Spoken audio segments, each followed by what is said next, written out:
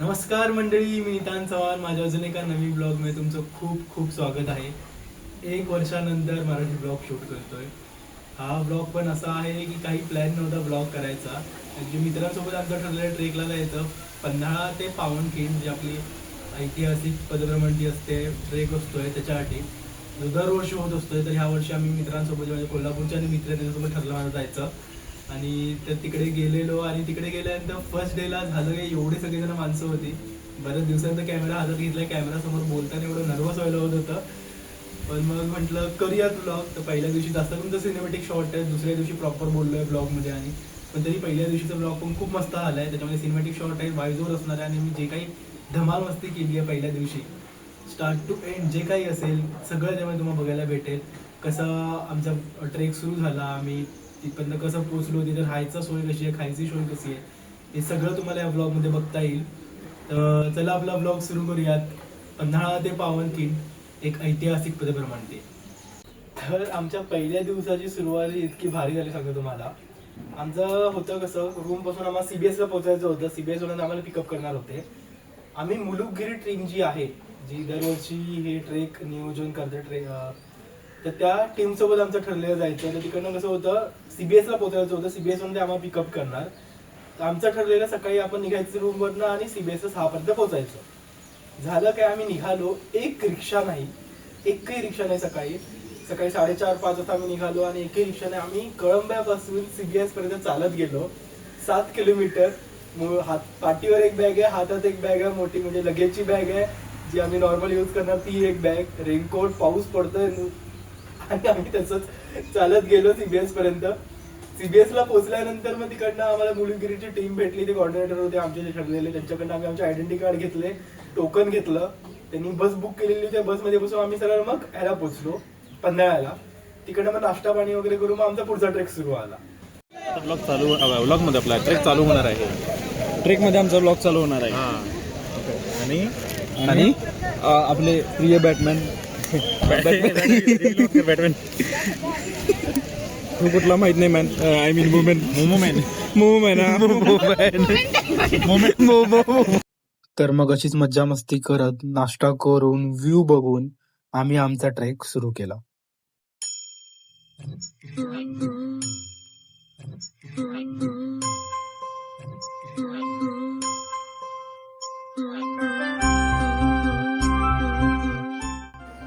सह्याद्रीच्या कुशीतली प्रत्येक वाट काहीतरी सांगत असते. पण ही वाट, ही फक्त एका ट्रेकची वाट नाही. ही त्या शौर्याची आठवण आहे ज्याने स्वराज्यासाठी स्वतःचं सर्वस्व अर्पण केलं. बाजीप्रभू देशपांडे यांच्या पुतळ्यासमोर उभा असलेला हा छोटासा मावळा जणू एका पिढीकडून दुसऱ्या पिढीकडे पोहोचणाऱ्या इतिहासाचीच एक सुंदर आठवण. त्यांना मनापासून वंदन करून आज आम्ही या ऐतिहासिक वाटेवर आमचं पहिलं पाऊल टाकत आहोत. पुढे काय आहे, किती अंतर आहे, किती चढउतार आहेत, ह्यापेक्षा महत्त्वाचे आहे त्या प्रत्येक पावलामागची भावना. कारण काही प्रवास निसर्ग दाखवतात आणि काही प्रवास इतिहास जगायला शिकवतात. चला, पन्हाळगड ते पावनखिंड या अविस्मरणीय प्रवासाची सुरुवात करूया. कसं वाटायला लागलं, मजा लागली का? खूप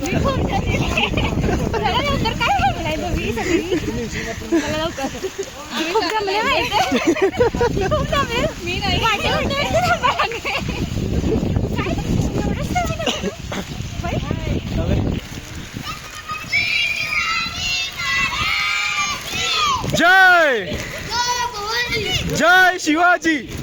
काही वेळ चालल्यानंतर सह्याद्रीने आपलं एक वेगळंच रूप दाखवायला सुरुवात केली. खोलचा चढ मागे सोडून दमलेल्या पावलांनी आम्ही आता पोचलो होतो मसाईच्या विशाल पठारावर. चारी बाजूंनी पसरलेला मोकळा निसर्ग आणि डोक्यावर आभाळ. हे पठार फक्त एक भौगोलिक ठिकाण नाही, तर पन्हाळगड ते पावनखिंड या ऐतिहासिक प्रवासातील एक महत्त्वाचा टप्पा आहे. इथे उभं राहिल्यावर जाणवतं की सह्याद्री फक्त डोंगर नाही, तो एक अनुभव आहे, एक भावना आहे. पायांचा थकवा थोडा जाणवत होता, पण समोर दिसणाऱ्या ह्या निसर्गाने तो क्षणात विसरायला लावला. आणि अजून तर प्रवासाची सुरुवातच झाली होती.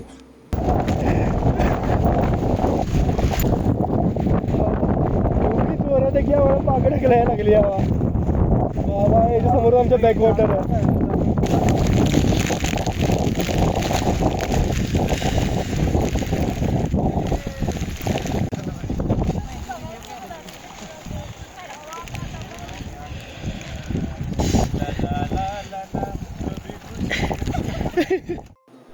मसई पठारावर पोचल्यानंतर काही क्षण आम्ही फक्त त्या निसर्गात हरवून गेलो.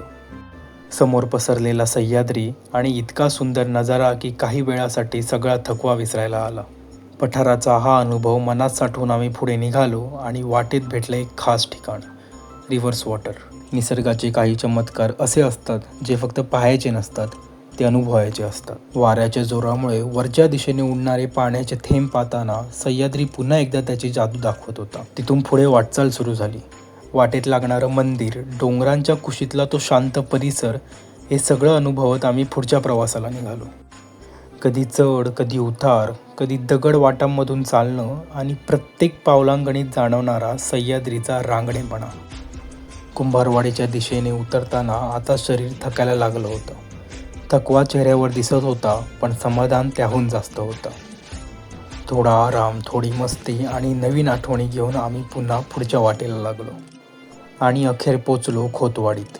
दिवसभराच्या प्रवासानंतर मिळालेलं गरम जेवण आणि सोबत आपल्या माणसांची साथ. आज काय दिवेला होणार भाई मी सांगतो माझं नशीब इतकं गारट, माझं नाही आमच्या सगळ्यात. मस्त जेवायला बसलो, वारा बिरा काय नव्हतं, आरामात सगळं बसलो. पाऊस वरनं येतो, इकडून येतो, जिथे जेवायला लागले त्या साईडनं पाऊस यायला लागले. पहिला घास तोंडात गेला आणि तो पाऊस आला. आमटी घ्यायची गरज नाही पडली. लय थंडगार वारा, थंड काय गारट पडलं की पाऊस पडायला लागलाय बाबा. एवढं थंड, एवढं थंड. या शाळेत जेवलो.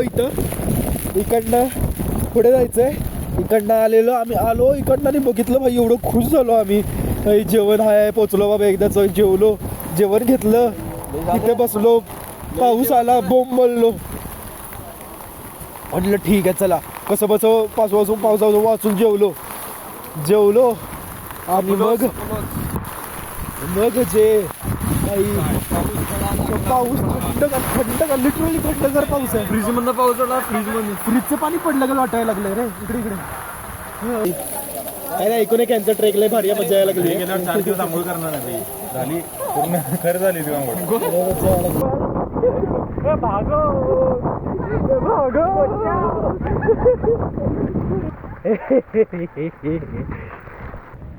फर्स्ट डेच्या लास्ट चेक पॉइंट आहे करपेवाडी. तिथं निघालोय आता जेवून. कॅमेरा पण खाली हात धरला, असं हात वरती धरायला ताकदच नाही हातामध्ये. पण आता हा डोंगर आहे पूर्ण. आम्ही आता खोतवाडी क्रॉस केलाय आणि आता कोणत्या वाडीत माहिती आहे. डायरेक्ट खोतवाडी लय मागे गेली. आपण आता वेगळ्या वाडीत आलोय. इकडनं आम्हाला जायचंय करपेवाडीला. करपेवाडी तिथे होता टायमिंग 3चा. 3 वाजता आम्ही मागच्या पॉईंटला पोहोचलो. तिथे म्हणजे आमचं करपेवाडीला ते टायमिंग तेच आहे. सगळ्यांपेक्षा अर्धा तास लेट आहे. 3 वाजता तिकडे पोहोचायचं तर आम्ही तिकडे पोहोचलो. जेवलो 3 वाजता, 1 वाजता जेवायचं, 3 वाजता जेवलो. 3 वाजता तिकडे पोहोचून करपेवाडीला सूप, रिफ्रेशमेंटचं सूप होतं आम्हाला. तर आता इकडनं एकदा तिकडे पोहोचलो की सूप पियायचं आहे, जरा पायाचा थोडासा स्वतःचा मसाज करणार, पण पहिला भेटलं जेवणार आणि झोपणार. प्रत्येकाकडनं हे नवीन टोल नाका चालू झालाय. बाळानं काय सांगितलं तुम्हाला, दिलं नाही तर टाचा कसा येईल.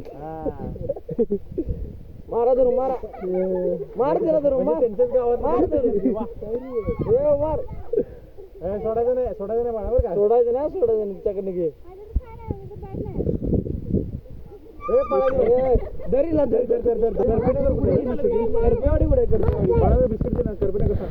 करपेवाडी कुठे, करपेवाडी इकडे वरती यायचं का मगाच काय करपेवाडी.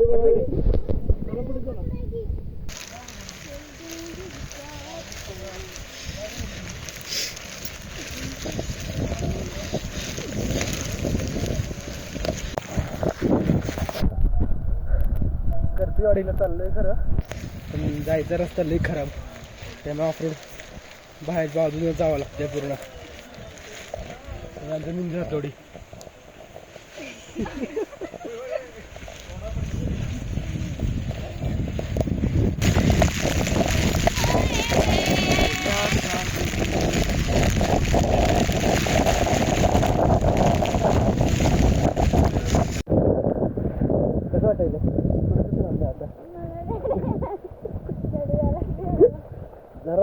जरा सगळे उतरलो की रस्ता आणि मग लगेच करपेवाडी. नाही तर तिथून खाली उतरायला पण 10 मिनिटं. रस्ता आणि 10 मिनिटं असणार आहे. पुढे बाकी जाऊन बसणार आहे. बाकी तर गेलेत पुढे.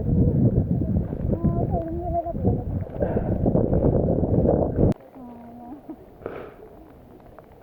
अजून अर्धा तास आहे. अर्धा तास. हाफ पेन केलं.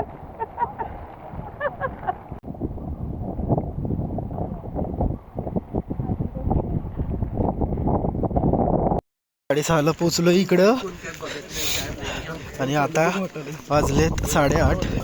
आलो. पायांची जी हालत होती भाई नका, मी काय बोलू शकत नाही त्याविषयी. आलो सरळ तिकडे जी लाईट दिसते समोर तो हॉल आहे, तिथं सूप आणि सूपची अरेंजमेंट होती. सूप पिलं गरमागरम मस्त. त्यानंतर मग लगेज घेतलं स्वतःचं आणि वरती नंतर रूम, म्हणजे आमच्या 5 जणांचा ग्रुप आहे तर ग्रुप वाईज सगळ्यांना रूम अलॉट केलेला होता. रूममध्ये गेलो, बॅग आणि ठेवले आणि आता सरळ जेवायला निघालो आहे. आणि शूज घालायची हिंमत नाही आमच्या, तर बिना शूजचे आम्ही चालायला लागलो आता इकडे. नंतर उचल. करण भाई आमचं ताट घेऊन आले जेवणाला. मारू काय हे जेवण, ते पण जेवण, ते पण जेवण, ते काय आहे जेवण, सगळं जेवण आहे. जेव्हा गप्प ना. तर अशा पद्धतीने आपल्या ट्रेकचा पहिला दिवस संपला. जेवलो, रूमवर गेलो आणि पेन किलर खाऊन जी झोप लागली आम्हाला, एक नंबर झोप.